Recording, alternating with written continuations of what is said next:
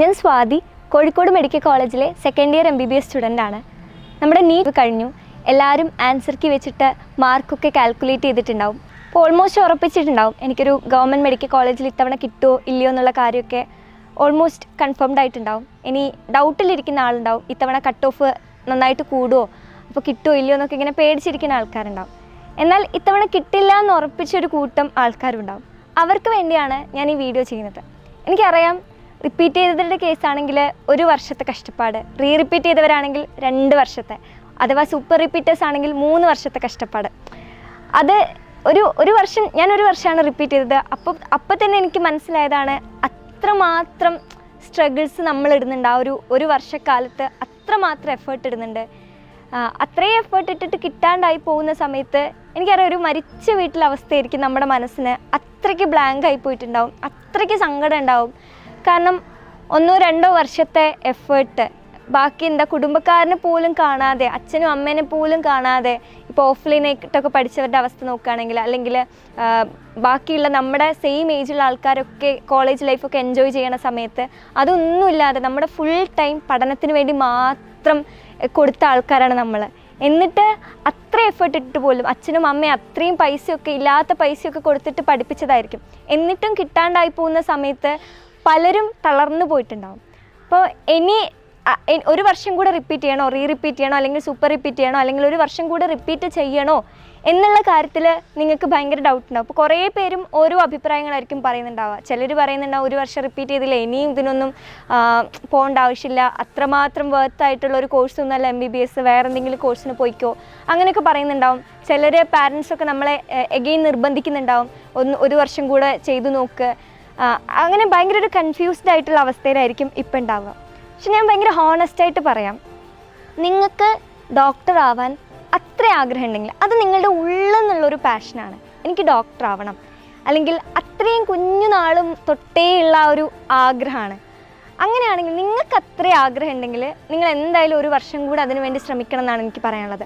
അഥവാ ഇപ്പോൾ പാരൻസ് അല്ലെങ്കിൽ വേറെ ഏതെങ്കിലും ഫാമിലി മെമ്പേഴ്സ്, വേറെ ഏതെങ്കിലും ടീച്ചേഴ്സ്, അവരൊക്കെ നിങ്ങളെ പോകണം, 1 വർഷം കൂടെ റിപ്പീറ്റ് ചെയ്യാൻ പോകണം എന്നൊക്കെ പറഞ്ഞിട്ട് ഇങ്ങനെ സ്ട്രഗിൾ ചെയ്യിപ്പിക്കുകയാണെന്നുണ്ടെങ്കിൽ ഓഫ് കോഴ്സ് നിങ്ങൾ ഒരിക്കലും ഇനി 1 വർഷം കൂടെ പോകാൻ വേണ്ടിയിട്ട്, അല്ലെങ്കിൽ 1 വർഷം കൂടെ അതിന് വേണ്ടി കൊടുക്കേണ്ട ആവശ്യമില്ല.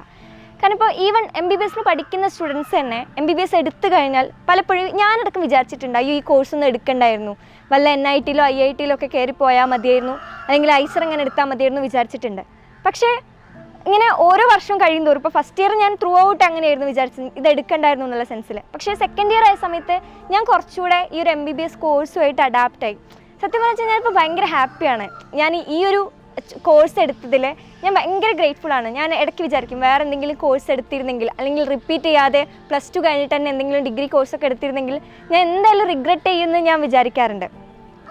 നമ്മൾ ചെറുപ്പം തൊട്ടേ കേൾക്കണ ഒരു കഥയില്ലേ, ഈ നിധി കുഴിച്ചെടുക്കാൻ വേണ്ടി പോകും. ആരും ഒരാൾ നിധി കുഴിച്ചെടുത്തു, ഒരു 1-2 ദിവസം പണിയെടുത്ത് കുഴിച്ചപ്പോൾ തന്നെ അയാൾക്ക് നിധി കിട്ടി. അപ്പോൾ വേറെ ആളും ആ സ്ഥലത്ത് നിധി കിട്ടുന്നുള്ള രീതിക്ക് 1-2 ദിവസം കുഴിച്ച് നോക്കി, കിട്ടിയില്ല. പിന്നെയും കുറച്ച് ദിവസം കുഴിച്ച് നോക്കി, കിട്ടിയില്ല. എന്നിട്ട് അയാൾ ഇട്ടേച്ച് പോകും. എന്നിട്ട് 3ാമത് വരുന്ന ഒരാൾ അത്രയും അയാൾ കുഴിച്ച് വെച്ച ഭാഗത്ത് ഒരു കുറച്ചുകൂടെ കൊത്തണ സമയത്തിൽ, കുറച്ചുകൂടെ കുഴിക്കണ സമയത്ത് അപ്പം തന്നെ നിധി കിട്ടുന്ന കഥയൊക്കെ നമ്മൾ ചെറുപ്പത്തിൽ കേട്ടതായിരിക്കും. മേ ബി ആ ഒരു അവസ്ഥയിലായിരിക്കും നിങ്ങളിപ്പോൾ ഉണ്ടാവുക. റിപ്പീറ്റ് ചെയ്തിട്ട് അത്രയും കാര്യങ്ങൾ നിങ്ങൾ പഠിച്ചിട്ടുണ്ടാവും, റിപ്പീറ്റ് ചെയ്തിട്ടോ അല്ലെങ്കിൽ റിപ്പീറ്റ്. നിങ്ങളുടെ അവസ്ഥ ഇപ്പോൾ എന്താണെന്ന് എനിക്കറിയില്ല. മേ ബി സൂപ്പർ റിപ്പീറ്റർ ആയിരിക്കും എൻ്റെ ഈ വാക്കുകളൊക്കെ കേൾക്കുന്നുണ്ടാവുക. അപ്പോൾ അത്രയും കാലം നിങ്ങൾ ഇട്ടൊരു എഫേർട്ട് എന്ന് പറയുന്നത്, ഞാൻ ഈ നേരത്തെ പറഞ്ഞ ആ നിധി കുഴിക്കാൻ പോകുന്ന കഥയിലുള്ള ഒരു കഥാപാത്രത്തിൻ്റെ അവസ്ഥയാണ്.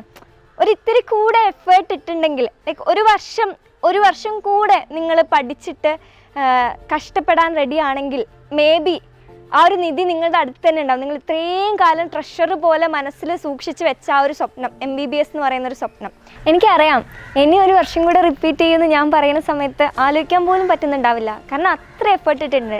പിന്നെ ഏജിൻ്റെ ഇഷ്യൂ മേ ബി ചിന്തിക്കുന്നുണ്ടാവും. അഥവാ ഞാനിപ്പോൾ ഇത്രയും വർഷമൊക്കെ എടുത്ത് പഠിച്ചിട്ട് MBBS കയറിയാൽ തന്നെ അവിടെ എല്ലാവരും +2 കഴിഞ്ഞിട്ട് അല്ലെങ്കിൽ റിപ്പീറ്റ് കഴിഞ്ഞിട്ടൊക്കെ കയറിയ ചെറിയ ആൾക്കാരായിരിക്കില്ലേ, അപ്പോൾ എൻ്റെ ഒരു ഏജ് ഇഷ്യൂ ആവുമോ എന്നൊക്കെ വിചാരിക്കുന്നുണ്ടാവും. പക്ഷേ ഞാൻ ഹോണസ്റ്റ് ആയിട്ടുള്ളൊരു കാര്യം പറയും, ഇപ്പോൾ എൻ്റെ കോഴിക്കോട് മെഡിക്കൽ കോളേജിൽ എൻ്റെ ബാച്ചിൽ ടോട്ടൽ 249 പിള്ളേരാണുള്ളത്. ശരിക്കും 250 വേണ്ടതാണ്, അതിൽ 249 പേരാണുള്ളത്.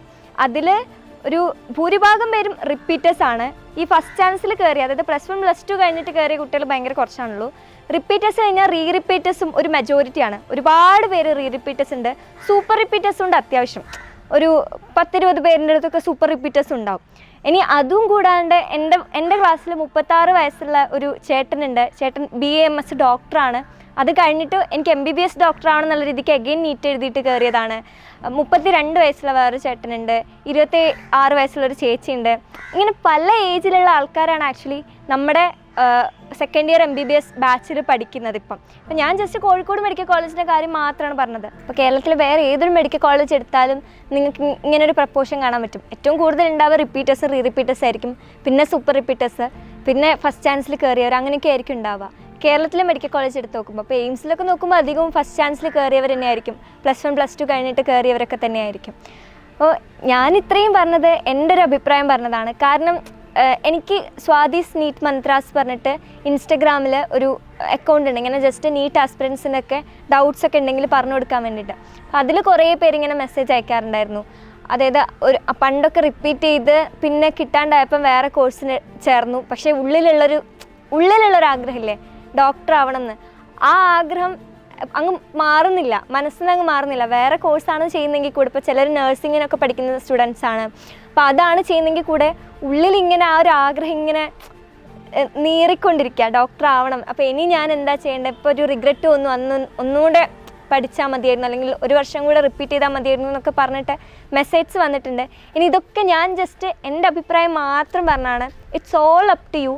നിങ്ങൾക്ക് തീരുമാനിക്കാം നിങ്ങളുടെ ലൈഫ് എങ്ങനെ വേണം. ഇനി റിപ്പീറ്റ് ചെയ്യാൻ പോകണോ, അല്ലെങ്കിൽ സൂപ്പർ റിപ്പീറ്റ് ചെയ്യാൻ പോകണോ, അല്ലെങ്കിൽ വേറെ എന്തെങ്കിലും ഒരുപാട് കോഴ്സസ് ഉണ്ട് കേട്ടോ. MBBS മാത്രമല്ല നമ്മുടെ മുന്നിലുള്ള ഒരു ഏക ഓപ്ഷൻ എന്ന് പറയുന്നത്. ഒരുപാട് MB MBBSനേക്കാളൊക്കെ കൂടുതൽ ഡോക്ടേഴ്സിനേക്കാളൊക്കെ എത്രയോ സാലറീഡ് ആയിട്ടുള്ള, അതായത് അത്രമാത്രം നല്ല പ്രൊഫഷൻസ് വേറെ ഉണ്ട്. ഇപ്പോൾ ഡിസൈനിങ്, അതുപോലെ തന്നെ എൻജിനീയറിങ്, ആർക്കിടെക്ചറിങ്, LLB, അതുപോലെ ഒരുപാട് കോഴ്സസ് ഉണ്ട്. മെഡിക്കൽ പ്രൊഫഷനിൽ തന്നെ പാരാമെഡിക്കൽ കോഴ്സസ് ആയിട്ടും അല്ലാണ്ട് നഴ്സിംഗ് ആയിട്ടൊക്കെ വേറെയും കുറേ ഓപ്ഷൻസ് ഉണ്ട്. നിങ്ങൾക്ക് ചൂസ് ചെയ്യാം, നന്നായിട്ട് ഇരുന്ന് അന്വേഷിക്കുക. ഇനി ഉള്ളിൽ അത്രയും തീവ്രമായ ആഗ്രഹമാണ് ഡോക്ടർ ആവണം, പക്ഷേ ഒരു വർഷം റിപ്പീറ്റ് ചെയ്തിട്ട് അല്ലെങ്കിൽ 2 വർഷം റിപ്പീറ്റ് ചെയ്തിട്ടും ആയിട്ടാണ്, അല്ലെങ്കിൽ എൻ്റെ ഉള്ളിൽ ആഗ്രഹമുണ്ട്, പക്ഷേ ഇനി ഒരു വർഷം കൂടി റിപ്പീറ്റ് ചെയ്താൽ കിട്ടുമോ ഇല്ലയോ എന്ന് പേടിച്ചിട്ടാണ് നിങ്ങൾ പിന്മാറുന്നതെങ്കിൽ, അങ്ങനത്തെ ഉള്ള ആൾക്കാരുടെ അടുത്ത് എനിക്ക് പറയാനുള്ളത്, ഞാൻ നേരത്തെ മറ്റേ നിധി കുഴിച്ചെടുക്കുന്ന ആ കഥയിൽ നമ്മൾ ചെറുപ്പം തൊട്ടേ കേൾക്കുന്ന ആ കഥ, അപ്പോൾ അതൊന്ന് ആലോചിച്ച് നോക്കാം. മേ ബി നിങ്ങൾ നിങ്ങളുടെ ഡ്രീമിൻ്റെ തൊട്ടടുത്ത് എത്തിയിട്ടുണ്ടാവും. ഒരു തവണ കൂടെ ഒന്ന് ശ്രമിച്ച് നോക്കിയാൽ കിട്ടേണ്ട ഒരു ദൂരത്തിലായിരിക്കും നിങ്ങളിപ്പോൾ നിൽക്കുന്നത്. അപ്പം ചൂസ് വൈസ്ലി. അതായത് റിപ്പീറ്റ് ചെയ്യാൻ പോകണോ അല്ലെ വേണ്ടയോ, വേറെ ഏതെങ്കിലും കോഴ്സ് എടുക്കണോ എന്നൊക്കെ നല്ല രീതിക്ക് ആലോചിച്ചിരുന്നിട്ടൊരു തീരുമാനം എടുക്കുക. പെട്ടെന്നുള്ള ഒരു ഇത്രയും കാലം കഷ്ടപ്പെട്ട് കിട്ടാണ്ടായപ്പോൾ ഉള്ള പെട്ടെന്നുള്ളൊരു ഡിപ്രഷനിൽ അല്ലെങ്കിൽ സ്ട്രെസ്സിൻ്റെ പുറത്ത് ഒരു പെട്ടെന്ന് എന്തെങ്കിലുമൊക്കെ ഒരു ഓപ്ഷൻ എടുക്കാതെ നന്നായിട്ട് ചിന്തിച്ചിട്ട് ആലോചിച്ചിട്ടാക്കുക. പിന്നെ കുറേ പേര് ഡിപ്രഷൻ പോലെ ആയിട്ടുണ്ടാവും. അവരുടെ അടുത്ത് എനിക്ക് പറയാനുള്ളത്, MBBS ഒന്നും അല്ല ലൈഫിൽ വേറെ എത്രയോ കാര്യങ്ങൾ നമ്മൾ എക്സ്പീരിയൻസ് ചെയ്യാനുണ്ട്. ഇപ്പോൾ ജസ്റ്റ് ഒരു എക്സാമിന് ഫെയിലായി അല്ലെങ്കിൽ കിട്ടിയില്ല എന്ന് പറഞ്ഞിട്ട് അല്ലെങ്കിൽ ആൾക്കാർ കളിയാക്കുന്നു, അതൊന്നും നിങ്ങൾ മൈൻഡ് ആക്കേണ്ട ആവശ്യമേ ഇല്ല. ആൾക്കാർ എന്ത് പറഞ്ഞാലും നമ്മൾ ഈവൻ ഒരു ചെവി കൊണ്ട് കേട്ട് മറ്റേ ചെവി കൂടെ വിട്ടുകളയാൻ, അല്ലാണ്ട് ഒരിക്കലും അതിന് ശ്രദ്ധ കൊടുക്കേണ്ട ആവശ്യമില്ല. കാരണം ഈ കുറ്റം പറയുന്ന ആൾക്കാരോ അല്ലെങ്കിൽ ബന്ധുക്കളോ ഒന്നുമല്ല നമ്മളെ പഠിപ്പിക്കാൻ വേണ്ടിയിട്ട് ചിലവ് തരുന്നത്, അല്ലെങ്കിൽ നമുക്ക് സപ്പോർട്ട് തന്ന എപ്പോഴും കൂടെ ഉണ്ടായിരുന്നത്. അപ്പം അവരിനൊക്കെ ആലോചിക്കുക. ഇങ്ങനെ ആൾക്കാരൊക്കെ കുറ്റം പറഞ്ഞുകൊണ്ടിരിക്കുന്ന സമയത്ത് മൈൻഡ് ആക്കാതിരിക്കുക. കാരണം നമുക്ക് അവരെ ശ്രദ്ധിക്കേണ്ട ആവശ്യമില്ല. നിങ്ങൾ വൈസായിട്ട് ചൂസ് ചെയ്യുക, ഇനി എന്ത് ചെയ്യണം അല്ലെങ്കിൽ എന്ത് കോഴ്സ് എടുക്കണം, ഇത് തന്നെ കണ്ടിന്യൂ ചെയ്യണോ എന്നുള്ള രീതിക്കൊക്കെ. അപ്പം അഥവാ ഈ എഗെയിൻ ഒന്ന് റിപ്പീറ്റ് ചെയ്യാൻ പോകുക അല്ലെങ്കിൽ റിപ്പീറ്റ് ചെയ്യാൻ പോകാമെന്നാണ് ഉദ്ദേശിക്കുന്നുണ്ടെങ്കിൽ ഈ കാര്യം ശ്രദ്ധിക്കുക. ഇപ്പോൾ ആദ്യത്തെ ചാൻസ് മീൻസ് ഇപ്പോൾ കഴിഞ്ഞ 2025 നിങ്ങൾ പ്രിപ്പയർ ചെയ്തിട്ട് കിട്ടാണ്ടായി പോയതിൽ എന്തെങ്കിലും ഒരു റീസൺ ഉണ്ടാവും. മേ ബി നിങ്ങളുടെ എന്തെങ്കിലും സ്ട്രാറ്റജീസിൽ വന്ന എന്തെങ്കിലും ഒരു പോരായ്മയായിരിക്കും. ലൈക്ക് നിങ്ങൾ ഫിസിക്സിന് കൂടുതൽ ശ്രദ്ധ കൊടുക്കാഞ്ഞതായിരിക്കും, അല്ലെങ്കിൽ ബയോളജി ശ്രദ്ധിക്കാഞ്ഞതായിരിക്കാം, അല്ലെങ്കിൽ ക്വസ്റ്റ്യൻസ് ഒന്നും കൂടുതൽ ഫോക്കസ് ചെയ്തിട്ട് ചെയ്യാഞ്ഞിട്ടായിരിക്കാം. അപ്പോൾ ഓരോരുത്തർക്കും ഇപ്പം നിങ്ങൾക്ക് മനസ്സിലാവുന്നുണ്ടാവും ഞാൻ എന്ത് മിസ്റ്റേക്കാണ് വരുത്തിയത്. അല്ലെങ്കിൽ അങ്ങനെ മനസ്സിലാവുന്നില്ലെങ്കിൽ എഗെയിൻ ഒന്ന് ആലോചിച്ച് നോക്കുക, കഴിഞ്ഞ ഒരു വർഷത്തെ പ്രിപ്പറേഷനിൽ എന്തായിരുന്നു എൻ്റെ പോരായ്മ. ചിലപ്പോൾ നിങ്ങൾ ചൂസ് ചെയ്ത കോച്ചിങ് ഇൻസ്റ്റിറ്റ്യൂട്ട് ആയിരിക്കും. അപ്പോൾ അങ്ങനെ എന്തെങ്കിലും ലൈക്ക് ഭയങ്കര സ്ട്രെസ്ഫുൾ എൻവയോൺമെൻറ്റായിട്ട് മേ ബി ചിലർക്ക് പഠിക്കാൻ എന്ന് വന്നിട്ടുണ്ടാവില്ല. അപ്പോൾ എന്താണോ പ്രശ്നം എന്ന് മനസ്സിലാക്കി അതിനനുസരിച്ചുള്ള ഒരു മാറ്റം വരുത്തുന്ന രീതിക്ക് അടുത്ത വർഷം നോക്കാം. അഥവാ നിങ്ങൾക്ക് ഡോക്ടർ JP's ക്ലാസ്സസിലോട്ടാണ് വരണമെന്ന് ആഗ്രഹമുണ്ടെങ്കിൽ വാം വെൽക്കം. നിങ്ങളെ ഈ ഒരു through out the journey support ചെയ്യാൻ നമ്മളൊക്കെ കൂടെ ഉണ്ടാവും. ഇവിടെ വളരെ കുറച്ച് സ്റ്റുഡൻസേ ഉള്ളൂ. ഒരു 300 സ്റ്റുഡൻസിൻ്റെ ബാച്ചാണ് ഇത്തവണ നമ്മൾ ഉദ്ദേശിക്കുന്നത്. നിങ്ങൾക്കറിയാം 300 എന്ന് പറയുന്നതിൽ കുറേ കുട്ടികൾ ഇപ്പോൾ തന്നെ അഡ്മിഷൻ എടുത്തു. ഇനി ആകെ വളരെ കുറച്ച് സീറ്റ്സേ ഉള്ളൂ. അപ്പോൾ നിങ്ങൾക്ക് ഇവിടെ വരണമെന്നുണ്ടെങ്കിൽ ഒരു വാം വെൽക്കം. കാരണം നിങ്ങളെ ത്രൂ ഔട്ട് ദ ജേർണി കൂടെ നിന്ന് പഠിപ്പിക്കാൻ ഒരു കൂട്ടം അധ്യാപകരും അതുപോലെ തന്നെ കോഴിക്കോട് മെഡിക്കൽ കോളേജിലൊക്കെ പഠിക്കുന്ന ഞാൻ ഉൾപ്പെടെയുള്ള മെൻറ്റേഴ്സും ബാക്കി മൊത്തം ഓഫീസ് സ്റ്റാഫ്സ് ഒക്കെ ആണെങ്കിലും എല്ലാവരും കൂടെ ഉണ്ടാവും.